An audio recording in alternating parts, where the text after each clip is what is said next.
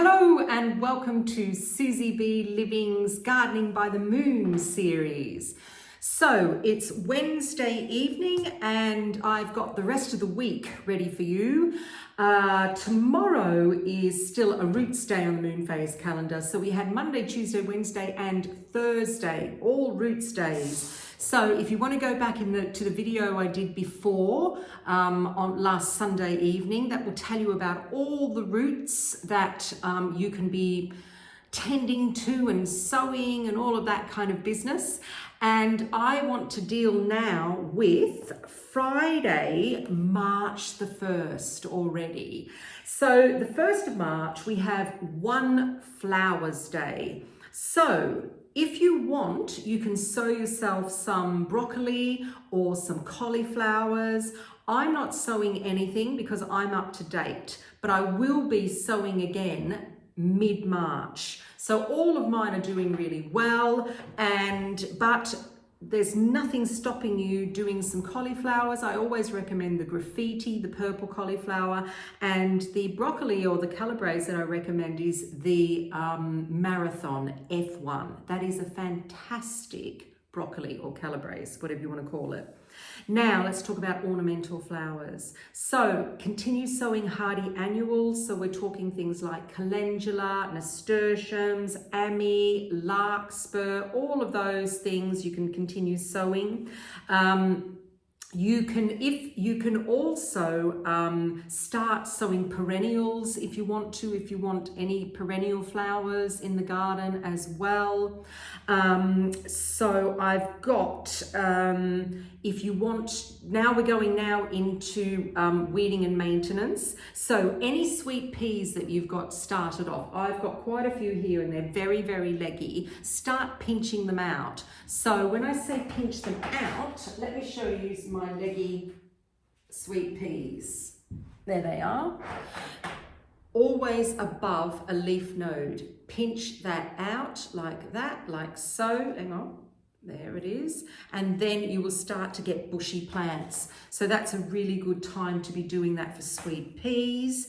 If you've got old perennials in the garden and grasses, now's a pretty good time that you can start cutting things down. I was cutting down my dahlias. I left my dahlias because they were still quite solid underneath, so that was good. If the soil is workable, so if it's not boggy and soggy or anything like that, then you can start putting a layer of some kind of mulch on top, so a compost or a little bit of manure, anything, or even a slow release fertilizer that you can get comfrey pellets, or you can get chicken manure as well, fish blood and bone, just to start feeding the soil a little bit before everything starts to get going. You'll see that weeds are already getting going as they do, so you can start doing your weeding, get on top of that because that will definitely take over. If you have primulas that are flowering, you can actually split them now because you know how many plants you've got, split them and replant them. You can do that at the moment.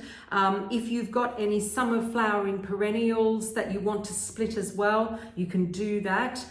So if you've got really large clumps, you can split all of those and do that in the garden. Just depends on whether the soil is workable or not. So if you have roses, mine are starting to sprout like crazy because we've had this mild weather. If you haven't started already, start pruning your roses. So prune your shrub roses, climbing roses, get them done as soon as possible because really they kind of needed to be done a little bit earlier, but it doesn't matter, just get them done. And then let me just think, if you have any kind of topiary later on in the month, you can start to trim your topiary, leave it a little bit longer, I would think, just in case we get some frosts. So there's some jobs for you. You can start off bulbs, like you can start lilies, you can start nerines, you can do things like freesias, and also you can start your dahlias as well. So that is your Flowers Day on March the 1st. Now we start to talk business. So Saturday the 2nd and Sunday the 3rd of March are leaves days again, and I am back to sowing my lettuce. So there's a few varieties that I'm adding now, and they are the Salanova varieties. I'm going to put some pictures up on the screen for you to actually see what these varieties look like as I say what they are. So the first three are my normal three that I always do. It's Navara, which is my absolute favorite. Then the next one is the Riccia, and that is the green version of Lolo Rosso. So that is a fabulous one as well. And then I'm also going to do a few more of the Canasta, which is the more tighter headed lettuce. So I'm starting to drop my winter lettuces. So I'm starting to drop things like red Grenoble. That's now going. I'm not interested in that anymore. Instead, I start these Salanovas. I don't know whether you've grown Salanova before, but Salanova is a commercial variety lettuce that you use to harvest the whole heads. They are absolutely fantastic. And there's a company that I get them from called Just Seed, and there's a few that they do. The only thing with Salanovas is they're quite expensive to buy, and most of the time the seeds are pelleted seeds. They always come good, and if you actually pick the leaves from the outside, they will give you a long season. I do both. I do one or the other. So I'm going to give you some names. The first one is called Extranet. This is a kind of a multi-leaf. It's very crispy, and it has kind of serrated edges. It's absolutely fantastic. All of these lettuces now that I am sowing on Saturday and Sunday, these are the first lot of lettuces that are going to go outside, not undercover. So it's quite exciting. That's why I kind of choose the best lettuce for putting outside. The next one is one called Hawking, and that is kind of like a butterhead lettuce, but it has a really beautiful rosette butterhead. It doesn't curl in on itself. It's absolutely gorgeous. The next one that I grow all the time is called Seurat, Seurat. Very similar, again, it's a multi-leaf lettuce. It's similar to the butterhead, but it is just like nearly chocolate brown. It's reddy brown, it's gorgeous. The next one that I grow is called Haflex, and that is a kind of spiky-leaved, multicolored Salanova. So it's green in the middle and then red on the outside. Beautiful lettuce. And the last one that I grow is called Barlach, and that again is again multi-leaf, so you can pick just the leaves or you can pick the whole head. Very in the center, it's very green, and then it goes beautifully reddy brown. And so those are the lettuces that I'm going to do. I'm not going to do many. I'm only going to do 5 of each. I might do a few more of the Navara because Navara is my favorite. So that's what I'm going to be sowing then. The next thing that I will probably be doing on Saturday and Sunday, and this is if I get time, is I'm going to be sowing my next lot of spinach. You can actually see this is my spinach here. So this is the red Rubino and this is the Santa Cruz. It's nearly ready to go out, this spinach.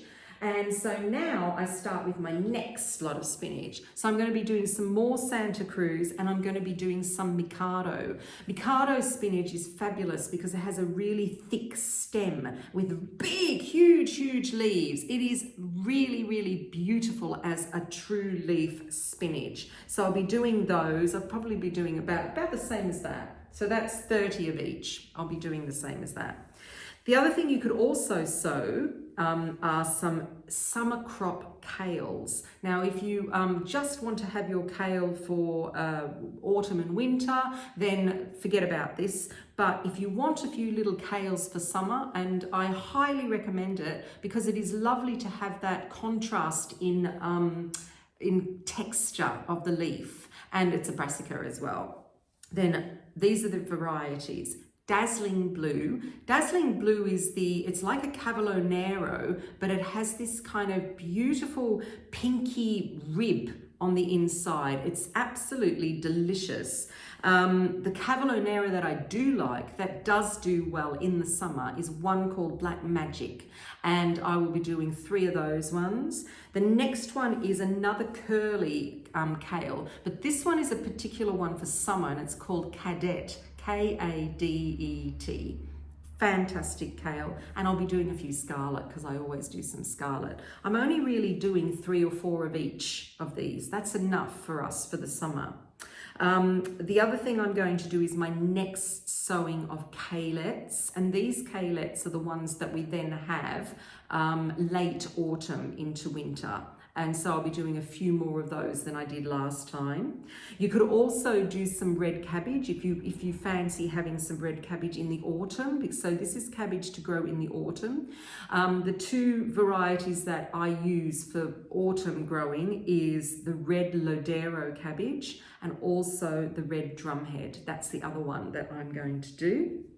And the other thing you could start off, if you really, really fancy them, are Brussels sprouts. So when we eat Brussels sprouts, we eat the leaves first and then let it go to sprouts. And you'll get these Brussels sprouts in the autumn, late autumn.